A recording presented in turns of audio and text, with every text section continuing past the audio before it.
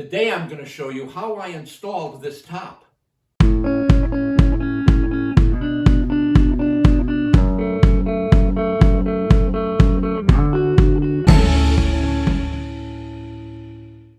Welcome to Robert's British Cars. This is part 21 in the series, the restoration of the 1952 MGTD.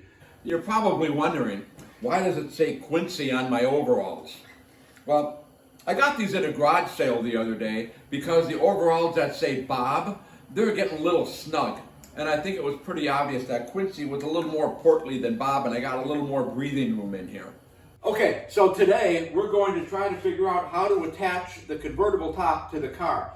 I couldn't find any videos on exactly how to do this, and to tell you the truth, I don't really know how to do it, and we're going to try to figure it out together.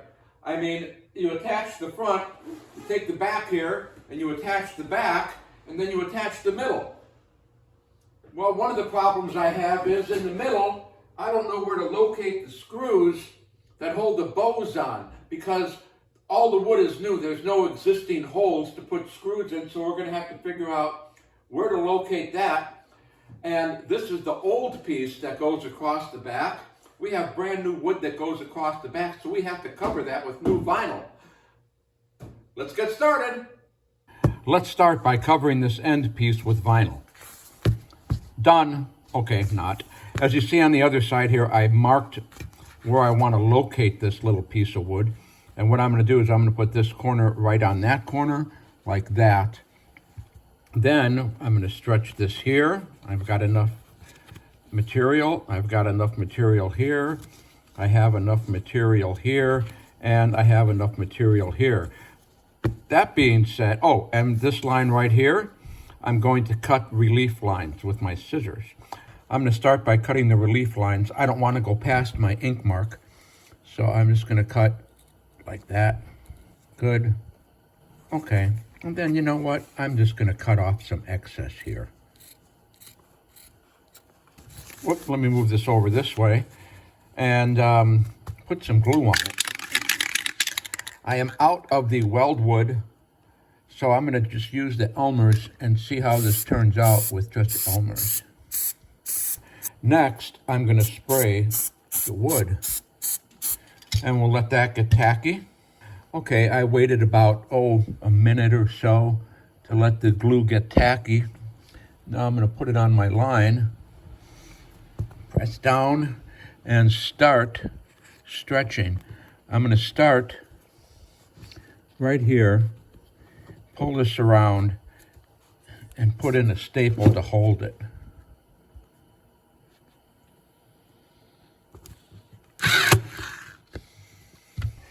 So I have this stretched around and stapled to hold it in place. I put a little bit of glue in there, and you can see that, because the next thing we have to do now is make this end, and that's the hard part. What I'm going to do is I'm going to stretch it on this angle side like that.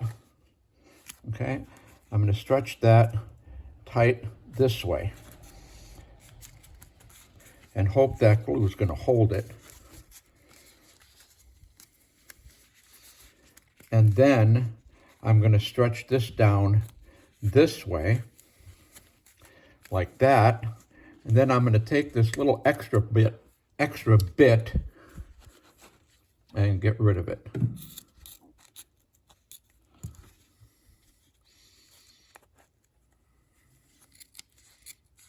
There. So bring this over like this. Okay. Stretch this around, inside fold, wrap it around nice and snug. And then I'm going to put a staple in it right there. Here is the finished piece in its approximate location on the car. This end is going to be covered by another piece. You won't see that. And this is the way it'll look like. And most importantly, this is the finished end that we folded. And I'll have I think a number 10 wood screw here with a finished washer and another one here. Now I have to cover the long piece. And the first thing I have to determine is how much material to cut. Now, there's probably a lot of different ways to measure this. You know, there's always more than one way to skin a cat. Oh, sorry. What I'm going to do is I've got my edge of the material here. I'm going to line up the wood on the edge of the material and then just go two sides, three sides, four sides. And this is where I'm going to make the cut. Let's put a little mark there. So here's the mark I just made. We're going to measure that from the edge. And it is, oh, go figure, 4 inches. So I'm going to cut a 4-inch slice. Here's our swatch that we cut. And again, this is going to be pretty much the same as we did the other pieces. You just make sure you have enough on the ends.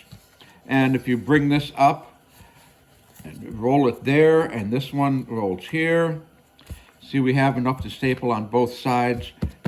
So all we have to do is glue it, staple one edge, stretch it across, and staple the other edge. Here's the finished long piece, and here are the finished short pieces, and here are the number 10 screws and finishing washers we're going to use to hold them down. And finally, here's a close-up look on how the ends came out. I'm going to place these on the back of the car and try to get them positioned in the place where they're going to end up. So now I'm asking myself, how do I know where to drill the holes to hold this down with?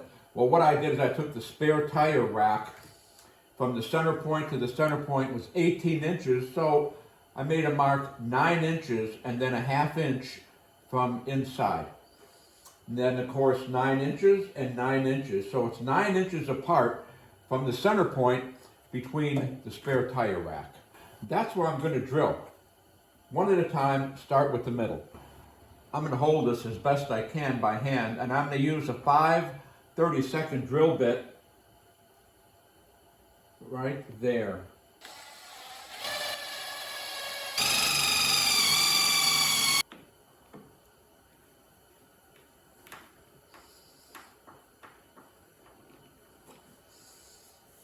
Now it comes time to locate where the front part of the bows is attached. I measured from here to this nut, and it just happened to be 31 inches. And I want to get that the same on both sides. Then I want to make sure I have enough clearance for the top to fold down. I don't want it to hit here when I'm trying to fold it down. So basically, what I want the top to be square this way, and then we have to make sure it's level this way. To attach this bracket, I want to put a screw in there, and then I can rotate the bracket like this on that pivot point and find the best location for the other screw. What I'm going to try to do is lift this up as high as I can and then hold it and drill a hole.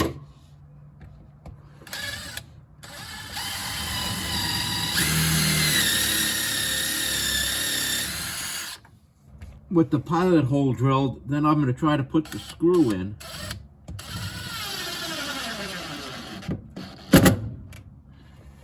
And then do the same thing on the other side.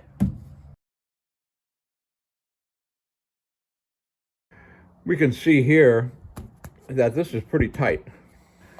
I made these little brackets out of stainless steel, and I have the 2 screws holding the strap down. I thought that was a little better than just having the screws in the material. The next thing I'm going to do is attach the top to this rail. So searching online, I found 3 different ways to attach the convertible top to the car. One way was the use of staples. And as you can see here, not only did they staple this to the car before, but it was stapled a lot. The second most popular way was screws and finish washers. So you would have an appearance of something like this. I think I'm going to go with snaps. So the way this is going to work is I'm going to screw this into the body of the car, and then I have the snap that's going to go through the canvas. I'm going to use this to punch a hole in the canvas, and I'm going to use this vice grippy thing to crimp the snap, just like that. I located the first snap right in the center because that's where this screw was located. Then I'm going to pull this down so the seam is below the wood, and then I'm going to put a dot where my hole, I think, is going to go. There's my hole. Let's see what it looks like. Ooh, look at that. That almost looks professional. And then stretch it down and snap it. Ooh, boy, oh boy, I'm pretty happy with that. Let's do that about 50 more times. Well, I tried putting this snap in, and as you can see, it came right out again. So what I'm going to do is I'm going to not do snaps, and I'm going to try to do screws. Let's take a look and see what kind of stuff we got to work with here. Here's all my snaps and stuff, and I think I'm going to do these number 8 stainless steel oval head screws that look like that. And then I'm going to pair these oval head screws with these number 8 beauty washers. Together, they'll look like this. You know, I'm looking here on the corner of the convertible top, and there's this hole, and it goes through both pieces, and it appears that it would fasten down here like this. And I'm thinking that that must be a snap, so when you fold the top down, you would unsnap it. I looked online, and sure enough, this is a snap. A snap that looks like this.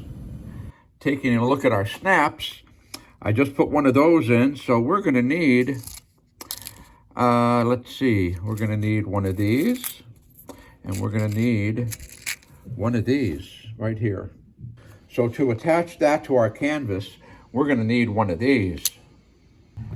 You know, nothing I ever do is easy, and I don't know if this is going to be long enough to go through 2 layers.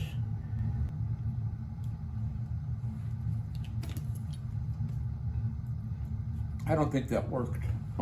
It crushed the snap well enough, but it wasn't enough to grab this end. For now, I'm just going to put this through 1 layer and worry about getting it through 2 layers later. Like that. I'm placing the screws with the beauty washers about 2 inches apart until I get to this strip. The strip in here that holds the bows in place. Between the strips, I put the screws about 2.5 inches apart. I have the top screwed down, and it's also attached at the front, and I slipped the side curtains in just for fun. And I noticed that they don't fit real good up here. The top needs to come down. That screw that's holding the bows, that has to be adjusted to bring this top down a little bit. As you can see here on the driver's side, the space is even greater.